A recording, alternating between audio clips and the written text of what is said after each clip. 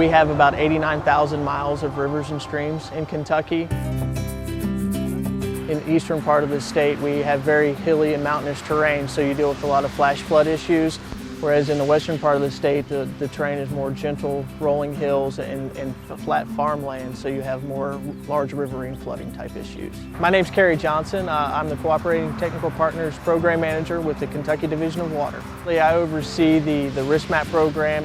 There's lots of products. I'm excited about all of them. I would say the most important and most powerful tool of the RiskMAP products is the flood risk geodatabase.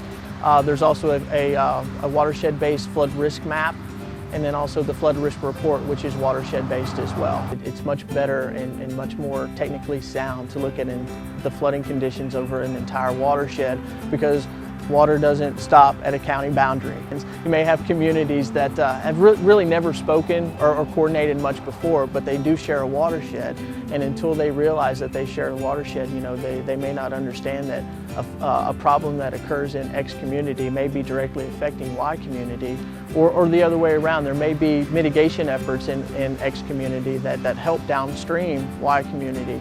So through RiskMAP and in some of the funding that we've received from FEMA to go out and actually collect the terrain data using LiDAR, we've been able to show that to other state agencies, and they see the value not only from the initial commitment, which is fairly sizable commitment to actually collect the data, but in the end the cost savings have really been shown to be anywhere from 3 to 1 to 15 to 1 as far as investment is concerned. So, in showing some of the data to the other agencies, such as the Transportation Cabinet, abandoned mine lands, forestry departments, even our Division of Geographic Information, they've seen the value of new topography that is easily used and really has I guess a practical application. Born and raised in Kentucky, northern Kentucky, and really since I started my career at the Division of Water, I've really seen a difference statewide in not only